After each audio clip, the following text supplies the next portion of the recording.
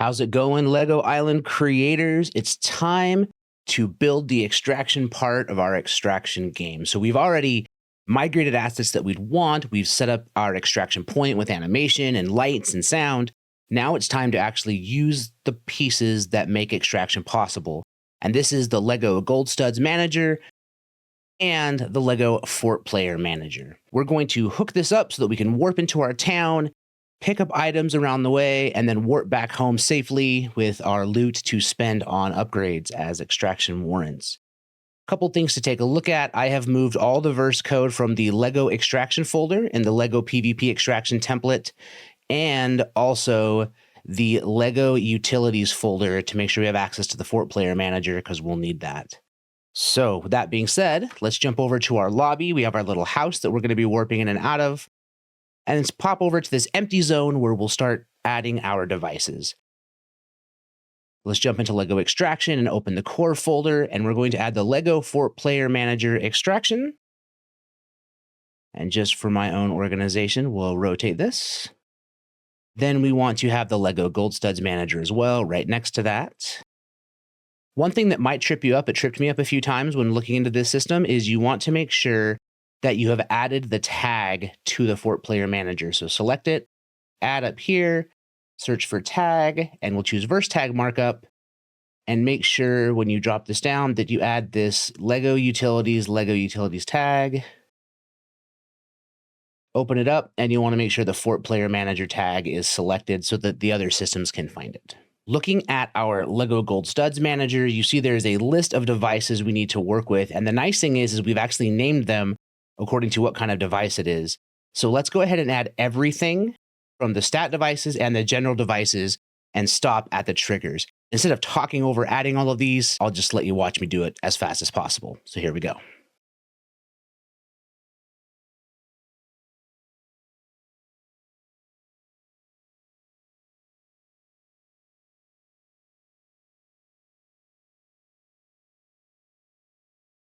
Now that we've added all of those devices, and we did stop at the trigger events, and the reason why is the triggers aren't a one-to-one match. So I wanted to make sure that we added those one at a time so you could see kind of how those were set up.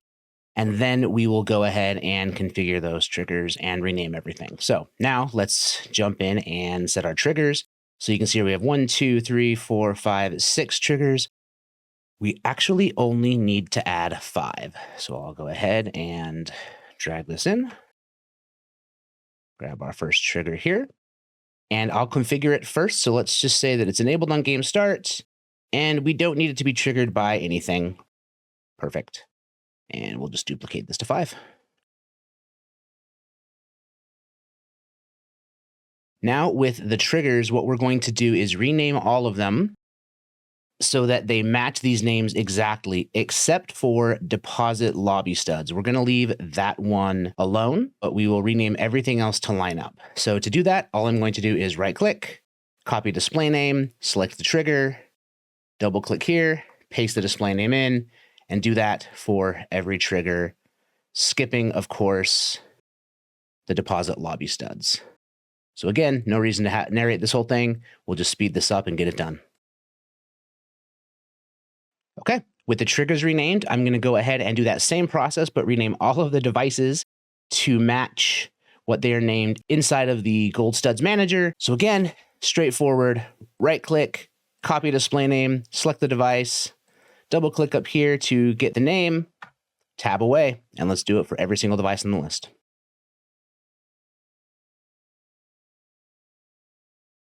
Perfect. Everything is now renamed. We can start configuring all the connections we're going to need to make things work. So first, we want to set up all the devices. And let's start by setting up our stat creator devices. So this gold studs is going to be the number of gold studs you have picked up in the arena when you're running around. So we'll want to call that first of all. We'll call it collected studs. Scope is the player. It's always enabled. Teams or any, that's fine. The big things we want to make sure is that the icons are set correctly. So we'll set it to a gold stud icon. We'll do 128 for small and 512 for large. Animations are great. We're happy with this. And then stat bar shown on HUD needs to be set to non-zero. Now, because we already have all of our devices and we can configure things as we need, this stat needs to reset anytime the player is eliminated, because if you're eliminated in the arena, you can't actually take your studs back with you.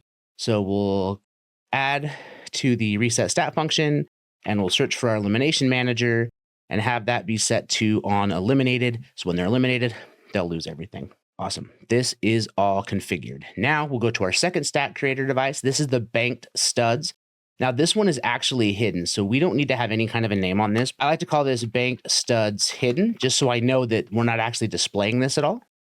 So we're just using this as an intermediary to pass data back and forth as we go in and out of the lobby into the arena. So we don't need to show this to anybody, which means the stat bar shown on HUD can be set to no.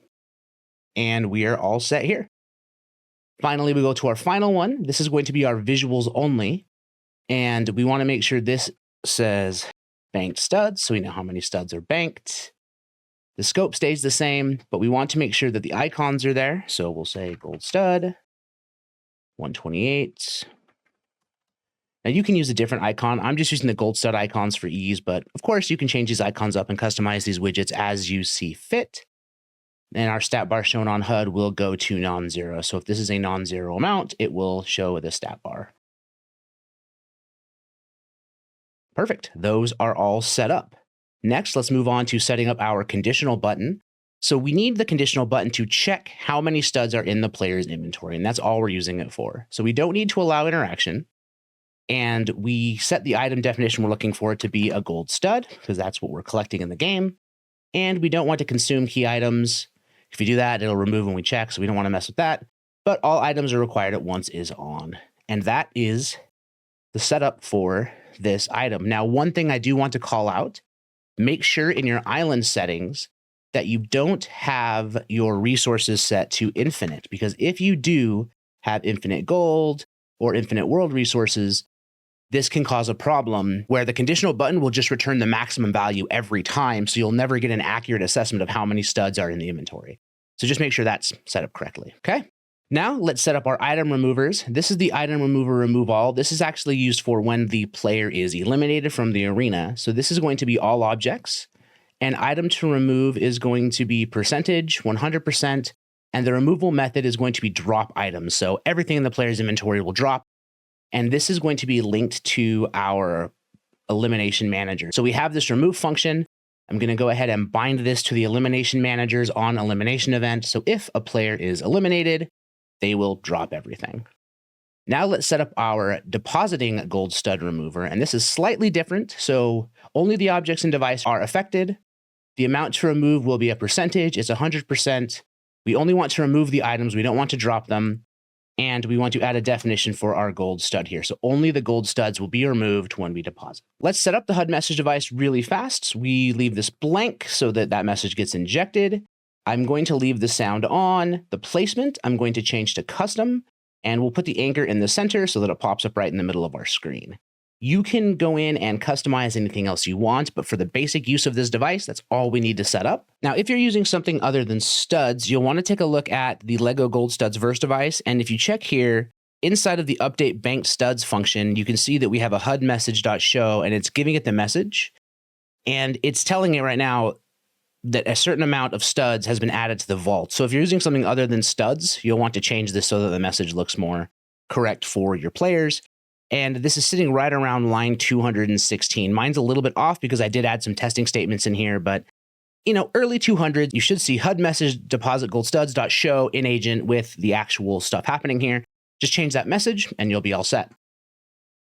On the audio player, pick a sound you want to play when the studs are deposited. I'm going to pick the gold stud pickup cue and let that happen. I'm going to change the can be heard by to instigator only. So only the player that triggers it will hear it. The cinematic sequence device is used to play a cinematic sequence when you deposit the studs. So if you want something special to happen on deposit. For this demo, I'm not doing anything special. I just have a basic sequence set up that'll play off screen. But you can totally use this. It's really nice. Maybe you're having them walk up to, say, a bank vault and press the button. You can have the bank vault animate and do something really, really cool, or maybe have a camera play in, something you want to do when this happens. For the demo, I figured you've already watched me animate enough, and we don't need to worry about that. let's set up our item granters. These are actually used to grant the items to the player when they go into the lobby so they can spend them on power-ups. And the way we have these set up is there's one that grants singles, there's one that grants in groups of 10, and there's one that grants in groups of 100. That way, for our for loop, you don't have to wait for it to run 170 times or 180 times if you're giving 180 studs. You can just have it run 100, 8 10s, and you're done. So it just helps optimize the amount of work we're doing here. So since this is set to the X1, the on grant action will be keep all. We don't want to delete in the inventory. Grant the current item.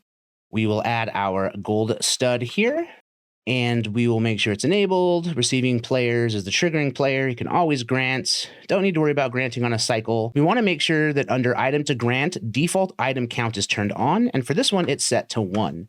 Now we're going to mirror this setup on the next two, just setting that number to 10 and then 100. So we'll go here. Keep all, current item, gold stud, and finally the hundreds place.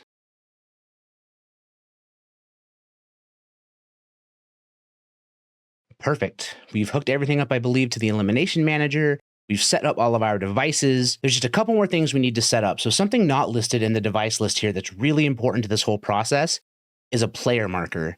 And we're using this to track anytime a certain resource value changes. So we'll drag this player marker in here and make sure it's set up. We can disable show marker. We don't need that to be on.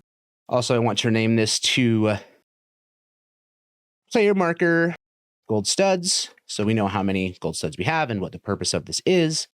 Again, we'll disable show marker. We don't need to show it on the map, but we do need to add a couple of things. So we're going to attach it to a player when the on Lego Fort player added trigger goes off. So basically when a Fort player is added to the game, it'll set off the trigger with that device, and then it will attach this to the player. We need to set our first item trigger condition to equal or more and set this number to 1 so that it should then compare and hook up. Then we'll look for our, where's our on gold studs changed trigger right here. And we will trigger this when our player marker gold studs first tracker item changes. So when this first tracker item changes, it'll activate this trigger and send the signal through with all of the information that we need to share. Now that we have those set, we need to make sure to tell the player marker what it is tracking. So we'll make sure we add to the item list and add the gold stud as we've been doing to most of our devices. This way it will trigger whenever a gold stud is picked up. With these changes made, we need to hook up our final pieces of the on lobby enter and on lobby exit trigger so that things are happening as the player goes in and out of the lobby and the world. And for testing, I'm actually going to head back to where we built our extraction point because this is where our player is spawning here. So the first thing we'll want to do is just for testing purposes, and then we'll hook everything up at the end, is we'll add a button. And I'm going to put it right in front of the player just so we have something to test with. The text will be leave lobby. Oops, got to spell leave right. And then we have our teleporter here. So we actually already have in these teleporters an on teleported event. So we can use that with our different triggers. So going back to the outliner, I'll actually just search for my triggers here. So a nice thing about our naming convention is we can find all of our triggers. And we're going to trigger this when our enter lobby teleporter teleports. So when the player teleports into this teleporter, it will trigger the on lobby entered, which will fire off the series events we need. Then we will look for our on lobby exit trigger, and we want to trigger this when this button we just added is pressed. Now, one thing we also want to make sure we do is go back to our on lobby enter trigger, and we want to fire this one more time, and this is when our on Lego Fort player added trigger fires, because whenever a player enters the game, they are entering in the lobby first, so we want to make sure we set off that on lobby enter. Now that on lobby enter is firing at the appropriate time, we need to make sure we deposit our studs when we head towards the lobby.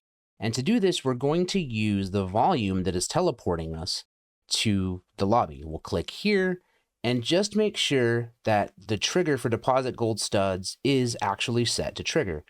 So if you need to do that, find the trigger really quickly, trigger underscore deposit gold studs, and make sure that the volume is set to on enter. So we go into the volume, we deposit our studs, we head to the lobby, we trigger that we're inside the lobby, and our players now have their studs safe and sound. This should be the final setup for everything to test it.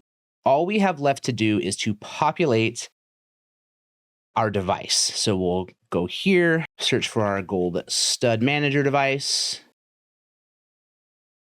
head back to the view that has it, and assign all the devices we created into this. Again, what we'll do here is I'll do the 2 triggers that are a little different. And then after that, we'll just do it all in rapid speed because we're just matching the names. So deposit lobby studs is going to be on lobby exit, because when you leave the lobby, whatever studs are left over need to get deposited. And this on Lego Fort player added needs to get added here. It also needs to get added in the Lego Fort player device. So we'll make sure to set this to the trigger value and add this on Lego Fort player added. We're going to leave the clear persistent data empty. We don't need to use it for this demo. We'll go ahead and save. And now it's time to watch me do this really, really fast. But remember, just match the device to the name of the field. Here we go.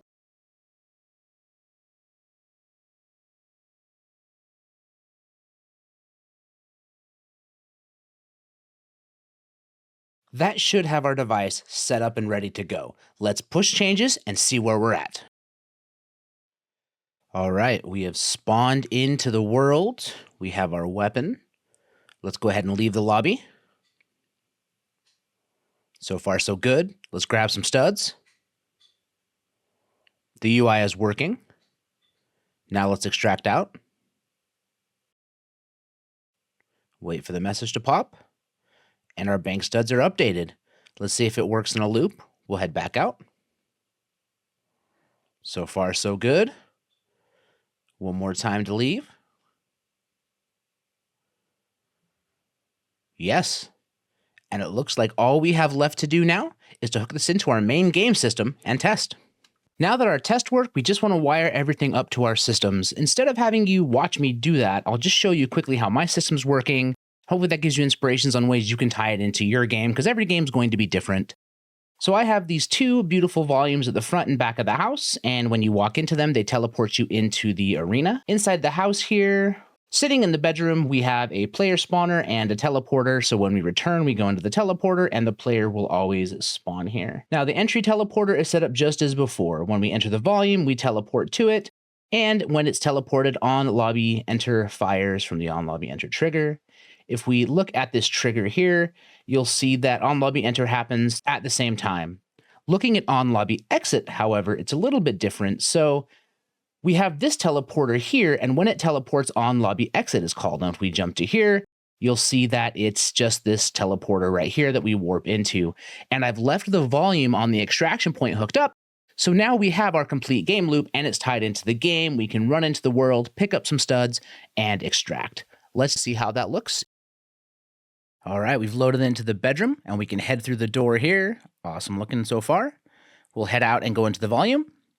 This will warp us into the world. Now running through the city, this is where we could add combat or objectives, things we want to do. But for now, I just have some studs you can pick up. Looks like our collected studs are populating. Let's head up to the extraction point. Call our elevator. And let's leave. We've teleported back. The message fires. We have our studs banked. So it's looking as if everything is set up as we'd expect. I hope you have as much fun as I did building extraction gameplay for your LEGO Islands. Best of luck and have fun.